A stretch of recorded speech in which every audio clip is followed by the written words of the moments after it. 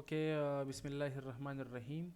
Welcome back. ICT Mentorship 2025-26, Chapter number 14, Risk Management and Prop Firms. Lecture number 1, Risk Management. په previous class کې مونږ ذکر کړی په ټریډینګ سایکالوجي باندې او په هغه لیکچرز کې مونږ سپیسیفیکلی بحث کړی په ډیفرنٹ سایکولوژیکل پرابلمز باندې او دغه په سولوشنز باندې صحیح شول.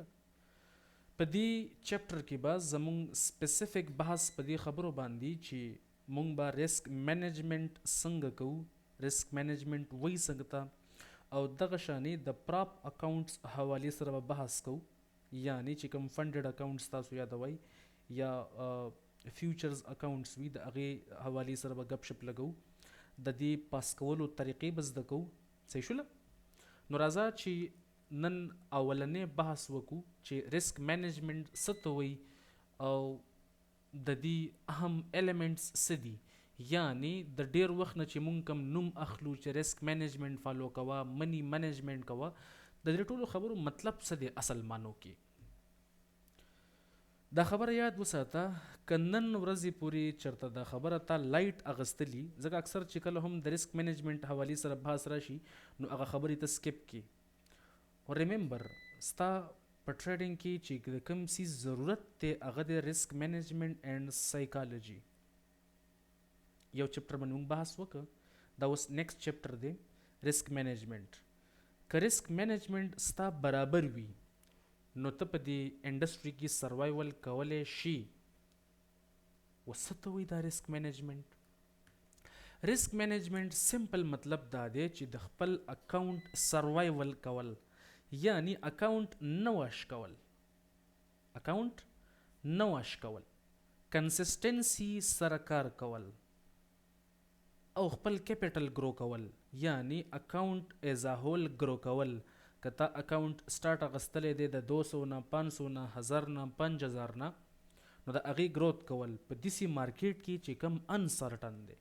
انسرټن مطلب دا دی چې دیر از نو هولی ګریل، یعنی داسې یو ماډل نشته چې هغه 100% کار کوي، او که څوک وایي نو دروغ وایي. صحیح شوله؟ 100% په دې مارکیټ کې هیڅ هم نشته، نتھنګ. صحیح شوله؟ یعنی ستا مایند ته چې کوم څیز راغلی دی دغه هم نه دی 100%. صحیح شوله؟ اوس چې یو کس ریسک مینجمنت فالو کوي نو هغه ته به مختلف ریوارډز ملاویږي، فایدې دي د دې ریسک مینجمنت. لکه غټي غټي فایدې دا دي، کیپټل پریزرو ساتل، یعنی تاسو سره به پیسې موجود وي په اکاونټ کې که چېرته ته ریسک مینجمنت فالو کوي.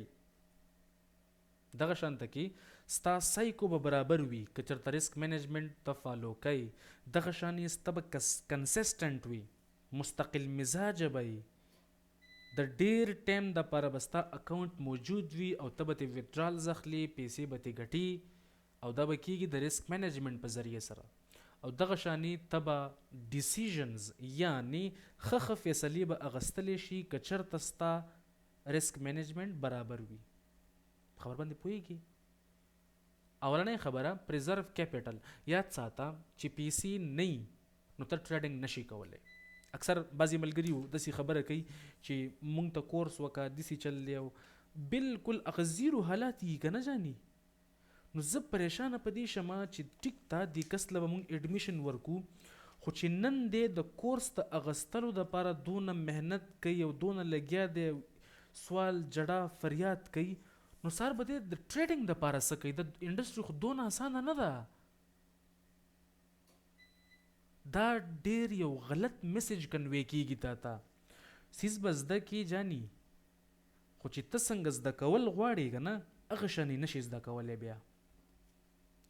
نو ټریډینګ دپاره پکار دي پیسې، او د پیسو کنټرول کولو طریقه چې ده هغه د ریسک مینجمنت.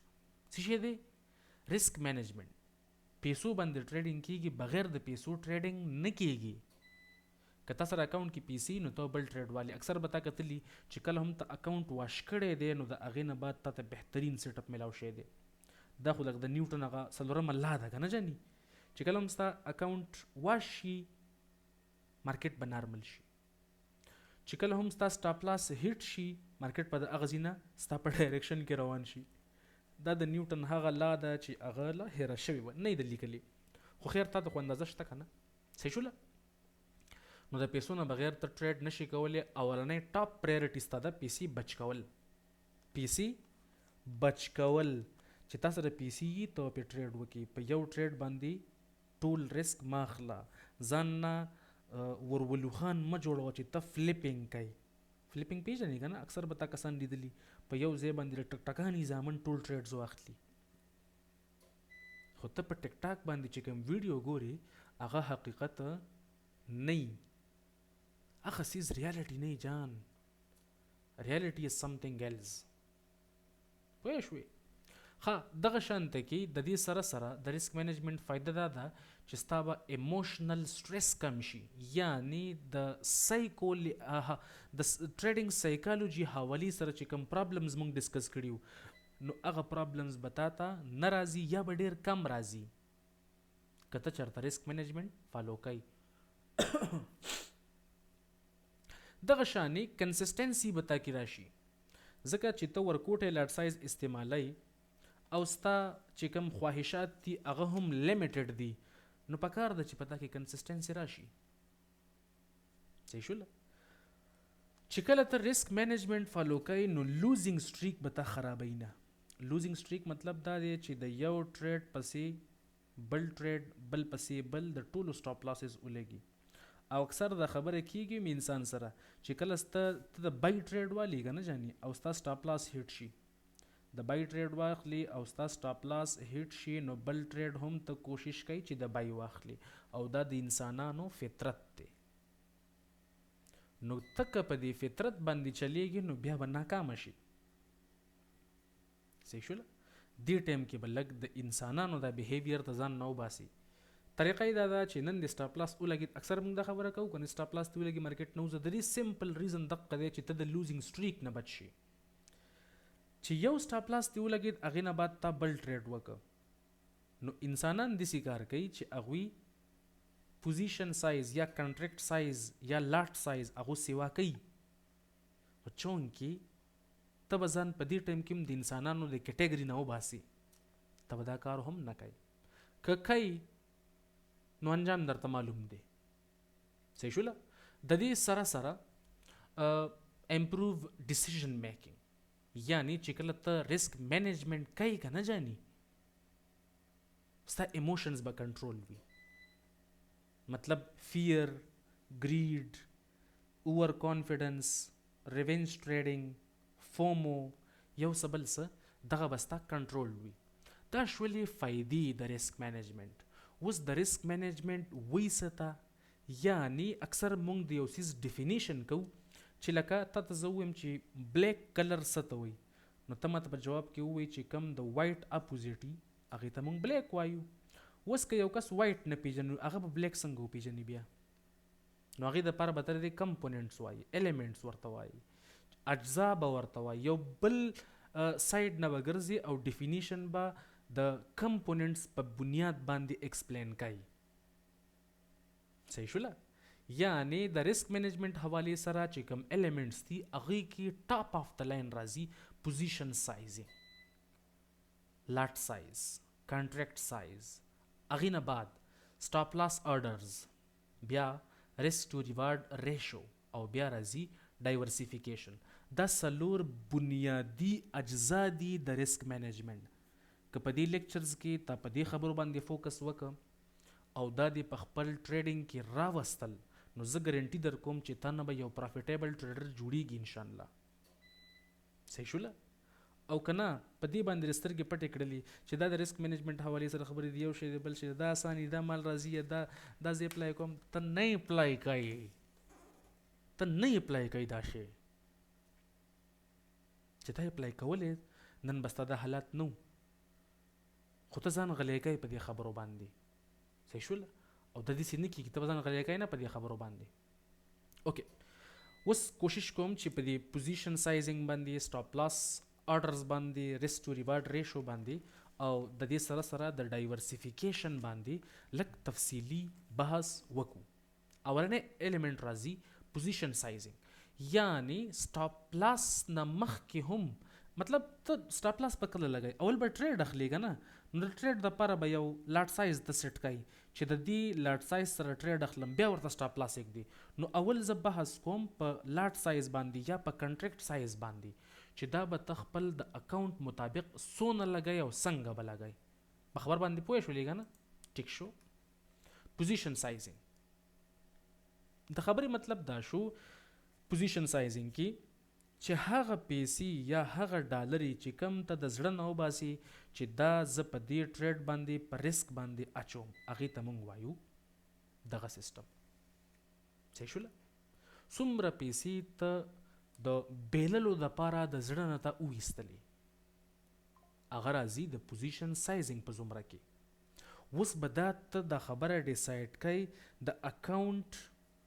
بیلنس په لحاظ سره چې ستا اکاونټ کې روپۍ څونه دي د هغې مطابق به ته سټاپ لاس لګئ صحیح شوله سټاپ لاس څونه لګئ پیسې څونه خرچه کوي سټاپ لاس او اکاونټ سایز دا به ته د اول نه معلوم وي د هغې په بنیاد باندې به ته د کنټریکټ سایز یا لاټ سایز معلوموي خپل کلیر یعنی په پریویس کلاس کې آی تھنک سو فرام فورکس ټو فیوچرز دغه چې کوم لیکچر و په چپټر نمبر 13 کې په هغې کې موږ سلیکټر بحث کړی و چې پوزیشن سایز از ایکول ټو اماونټ آف ډالرز یو وان ریسک ډیوایډډ بای کنټریکټ ویلیو پر پوینټ ډیوایډډ بای پوینټس آف ریسک یعنی سټاپ لاس صحیح شوله اوس په دې کې که ته وګورې اماونټ آف ډالرز یو وان ریسک یعنی د اکاونټ 1% په ریسک باندې اچوه اورنۍ خبره کلیر شوله که تا سره 25,000 ډالر اکاونټ دی نو د هغې 1% اخله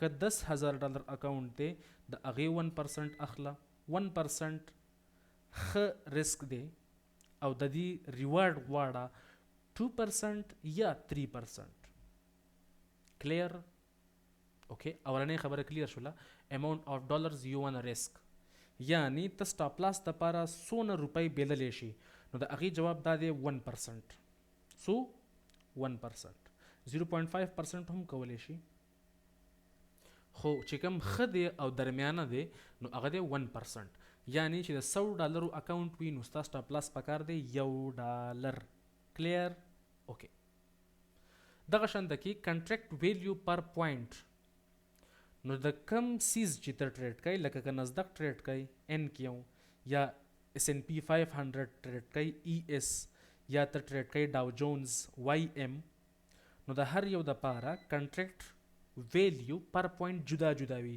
د نزدق دپاره جدا د S&P دپاره جدا او د ډاو جونز دپاره جدا صحیح شوله راځه دا خبره لږه کلیر کو د یو چارت په ذریعې سره په پریویس کلاسز کې هم ما درته شو کړی خو دا ځل لږ نور مې هم درته آسان کړی دی لکه مارکیټ کنټریکټ ډالرز پر پوینټ موو څونه کیږي ټیک سایز څونه دی او ډالرز پر ټیک څونه راکوي ناسداک مینی صحیح شوله ان کیو سمپل ان کیو ډالرز پر پوینټ 20 ټیک سایز 0.5 ډالرز پر ټیک 5 نو 4 5 20 په دې کې سلور پوینټس وي سوري سلور ټیکس وي ټیکس وي او منیمم مومنټ چې کوم وي هغه 1 ټیک وي یعنی 0.25 په یو پوینټ کې سلور ټیک وي نو 4 5 20 دغه شانته کې په نزدق چې کوم مایکرو دی MNQ نو هغې ډالرز پر پوینټ 2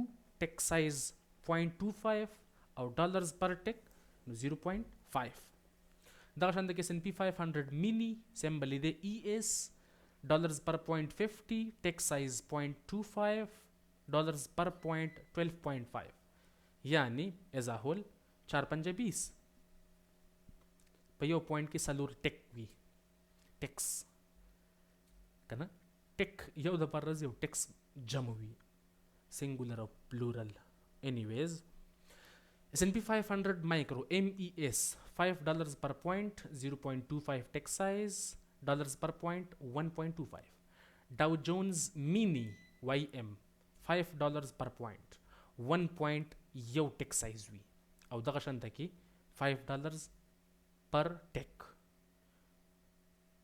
او دغه شانته کې ډاو جونز مایکرو چې کوم دی MYM 0.5 ټیک سایز 1 پوینټ دی سمالست او ډالرز پر ټیک هغه هم 0.5 وي. په خبره باندې پوه شولې؟ نو راځه د دې خبرو په بنیاد باندې لږ پرابلم سالف کو، مسلې کوېسچنز درنه کومه او د هغې جوابونه در کومه، نو دا خبره به ډیره کلیر شي ستا د ریل ټریډینګ دپاره. اولنی کوېسچن، if you are risking $250 on a buy setup in NQ. کوېسچن ته ګوره، که ته چېرته سټاپ لاس لګئ risking amount of dollars you wanna risk 250 in NQ، نو contract value per point in NQ څو دی $20 او points of risk څو دی with a stop loss of 25 points 25 دا درې وړه په یو بل ډیوایډ کا 250 divided by 20 divided by 25 نو is equal to 0.5 او تا ته پته ده چې کنټریکټ سایز په 0.5 کې یا 0.3 کې یا 0.75 کې یا 0.77 کې نه راځي، دا راځي موږ سره په هول نمبرز کې لکه 1 2 3 4 5 6 so on دسی. نو 0.5 خو پکې نشته. جواب د خبرې دا دی چې ته به په دې ټایم کې NQ نه ټریډ کوي، ته به ټریډ کوي MNQ مایکرو ای مینی نصدق. ته به دا سیز نه ټریډ کوي، نصدق مینی به نه ټریډ کوي ځکه ته ټریډ کولی نه شي، ته به ټریډ کوي نصدق مایکرو MNQ. NQ به نه شي ټریډ کولی ته. صحیح شوله؟ ځکه ستا سټاپ لاس دی $250. ټیک شوله؟ ټیک شو.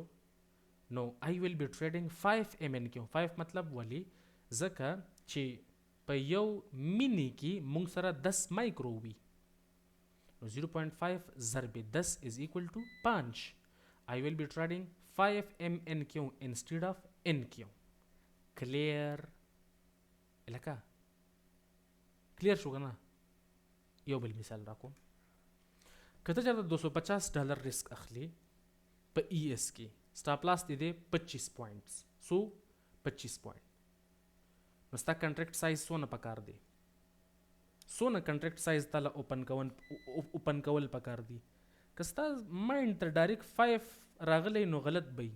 هغې مین ریزن دا دی چې موږ د NQ خبره نه کوو، موږ اوس خبره کوو د ES او د ES کنټریکټ ویلیو پر پوینټ جدا دی. سمجھ رہے ہو؟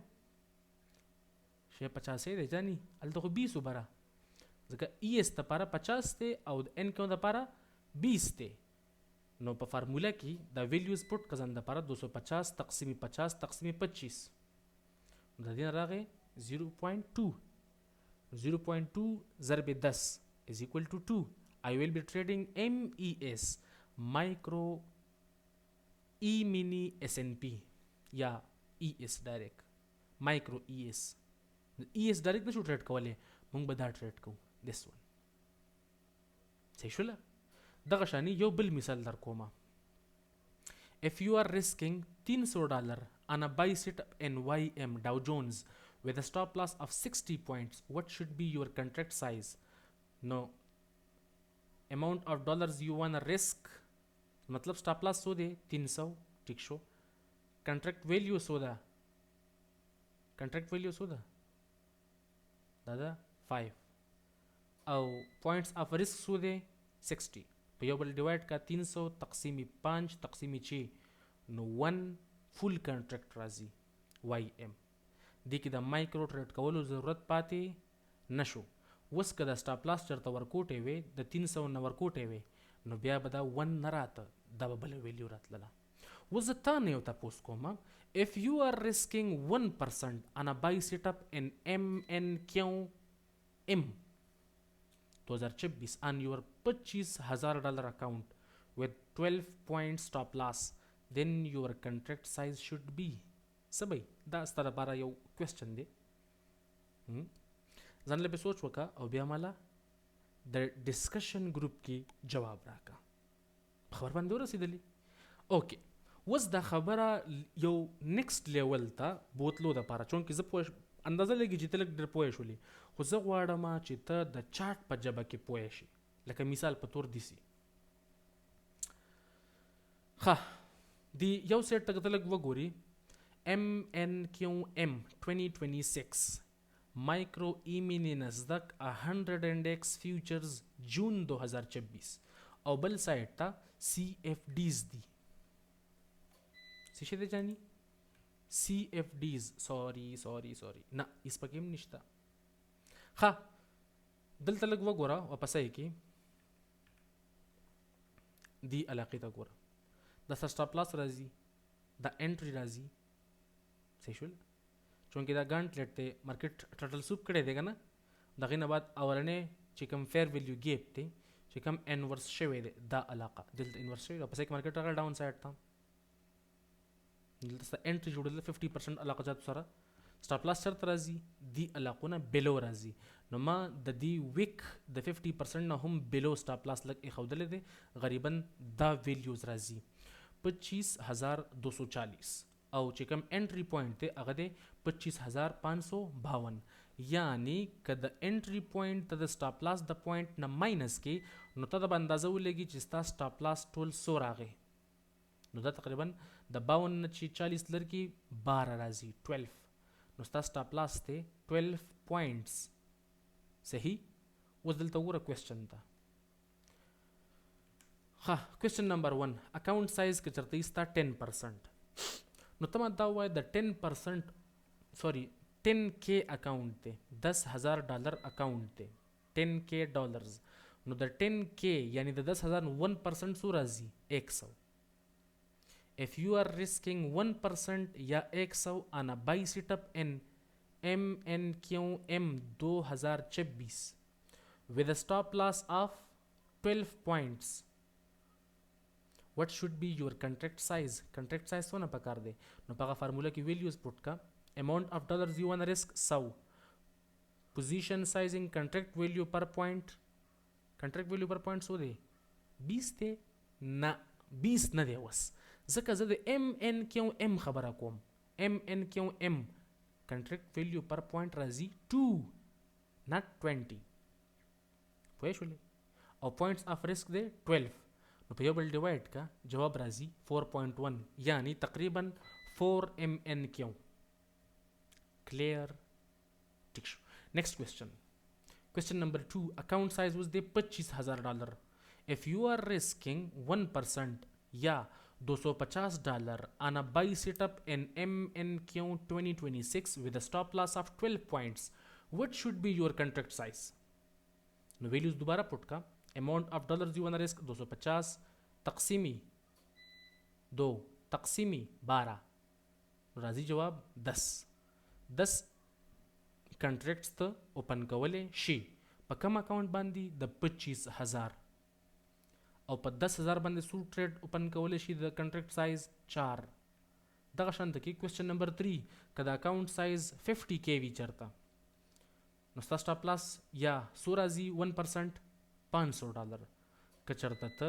$500 سټاپ لاس سره MNQM 2026 ټریډ کوي او ستا سټاپ لاس وی 12 پوینټس یعنی دا ټولې خبرې چې زه کوم د دې یو سیټ اپ لپاره کوم چې د دې سټاپ لاس دی 12 پوینټس او هغه د MNQM خو صرف د اکاونټ سایز بدلوم چې تا ته د سیز ښه کلیر شي نو ته به سو کنټریکټ سایز اوپن کوي 20 سو 20 دغه شان د کې که چېرته د اکاونټ سایز تا وي $1,00,000 نو ستا سټاپ لاس سو راځي 1000 سو راځي $1000 راځي 1% او سټاپ لاس دې سو دی 12 پوینټس نو ستا کنټریکټ سایز څونه کېدلی شي نو اگین په دې فارموله کې ویلیوز پټ کا amount of dollars you want to risk divided by contract value per point divided by points of risk اوس که دا n کیوں وې نو دا کنټریکټ ویلیو پر پوینټ برازه 20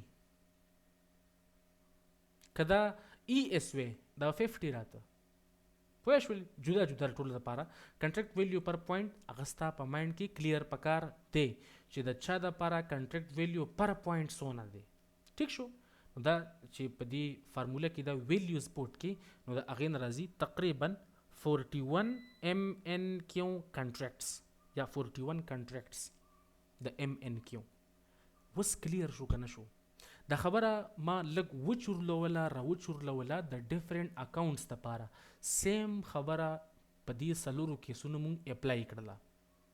آیا اوس کلیر شوله؟ زما په خیال باندې اوس به انشاءالله کلیر شوی ورسېدلې په خبره. راځه یو سټیپ مخکې ځم. اوس دې سیټ ته که ته وګوري MNQM 2026 یعنی د فیوچرز چارت دی، او که دې سایټ ته وګوري NAS 100 that CFDs contract for difference کنه جان، نو په دواړو کې لږ غوندګي فرق دی. لکه څنګه فرق دی؟ دلته لږ وګوره ټرټل سوپ نه بعد دی ویک ته وګوره، دلته دی ویک ته وګوره، فرق شته.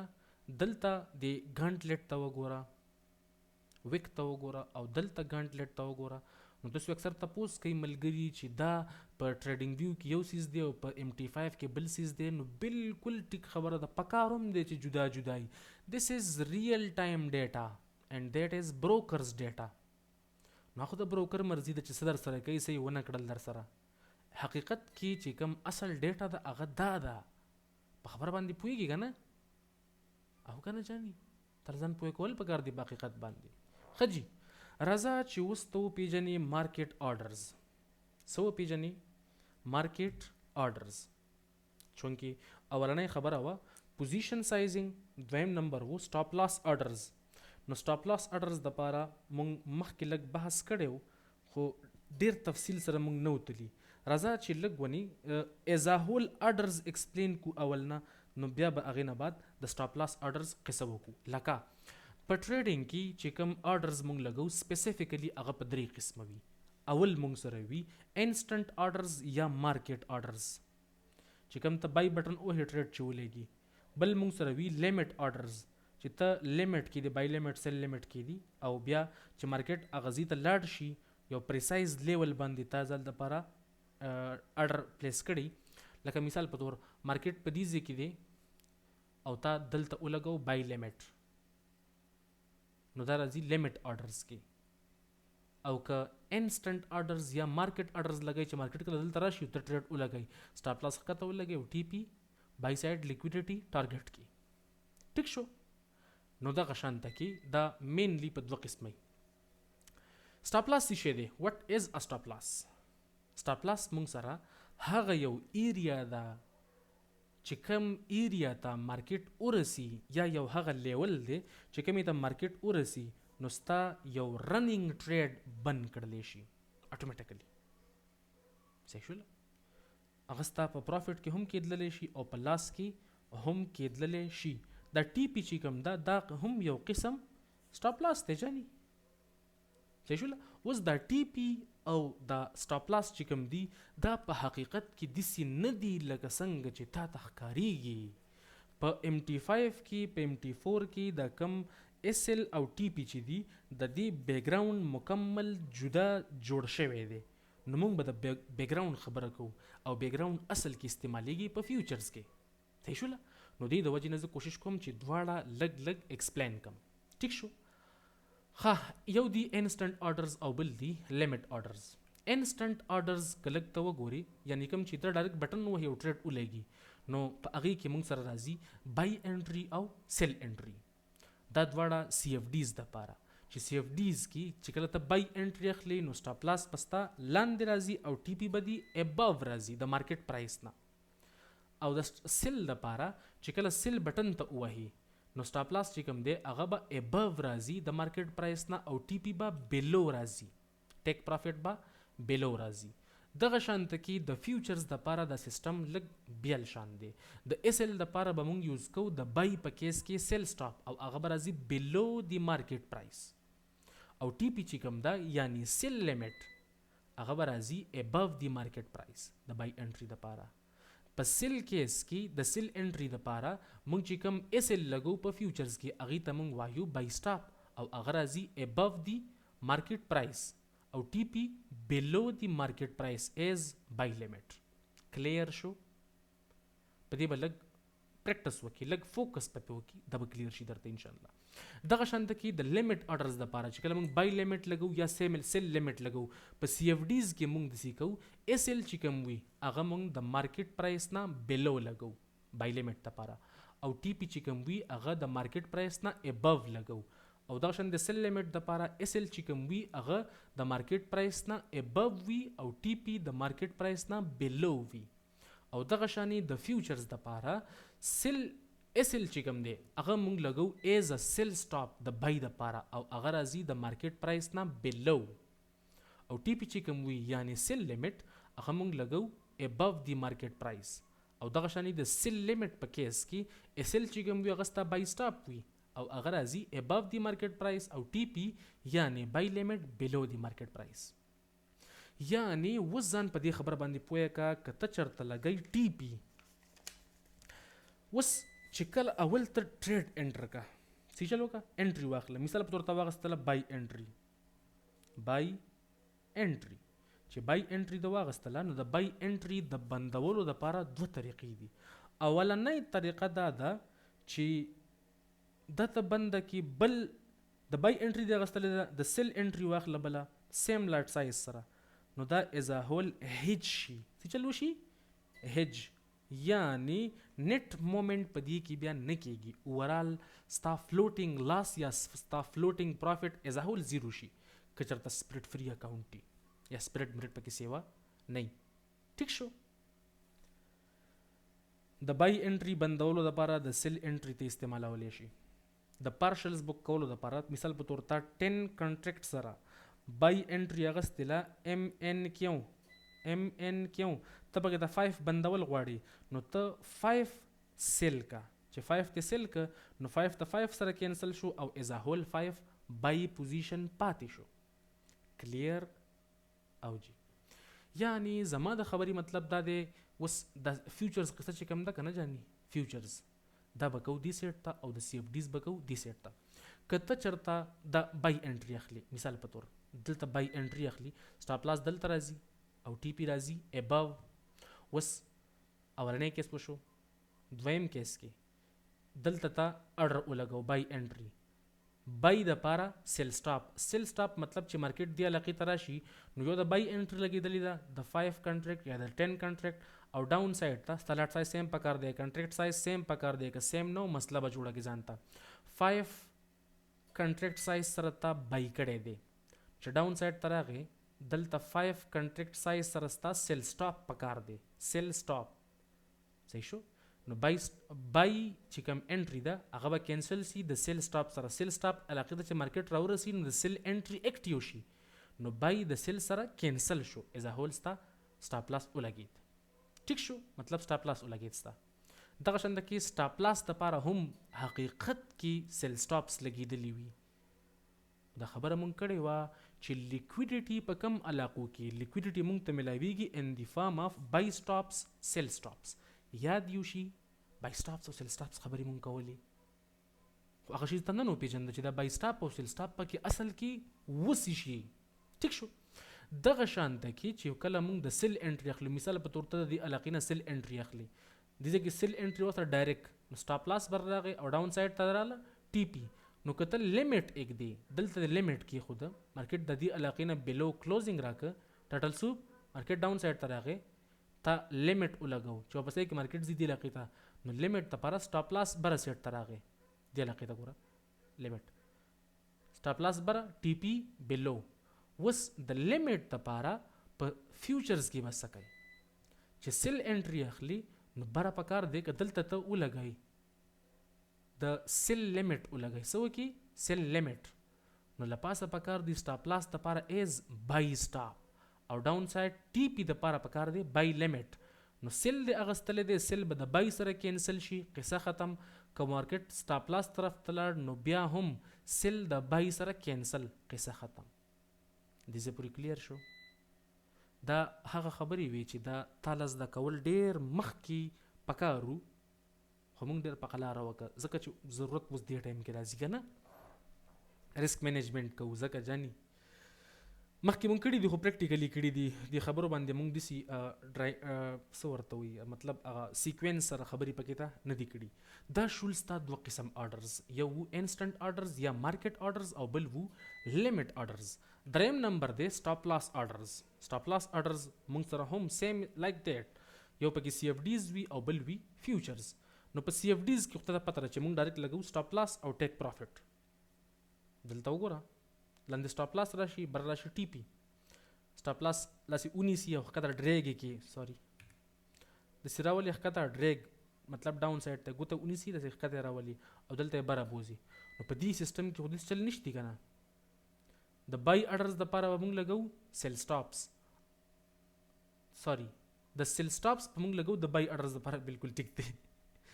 او د سیل اډرز دپاره مونږ لګو بای سټاپس چې دا د یو بل سره کراس کینسل شي، یعنی د بای دپاره سیل او د سیل دپاره بای.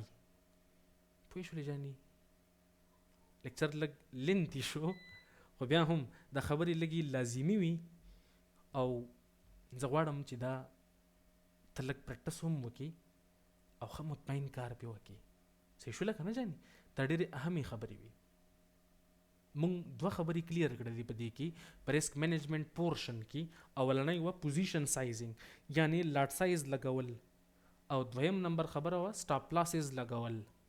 نو تا د سټاپ لاس لګولو چل هم زده کړم او د پوزیشن سایز معلومولو چل دی هم زده کړه چې څونه لاټ سایز یا کنټریکټ سایز ماله په څونه اکاونټ باندې لګول پکار دی.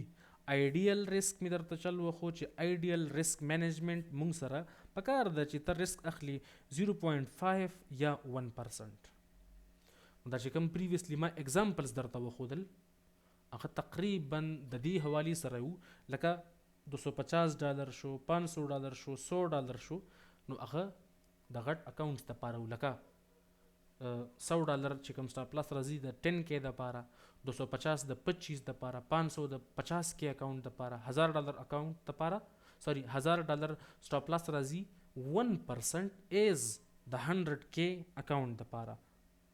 نو هغې مونږ جدا جدا طریقه وښودله ریګارډینګ فیوچرز. کلیر؟ لکه دا خبرې کلیر کېږي که نه؟ انټل نیکسټ ټایم، wish you good luck and good trading.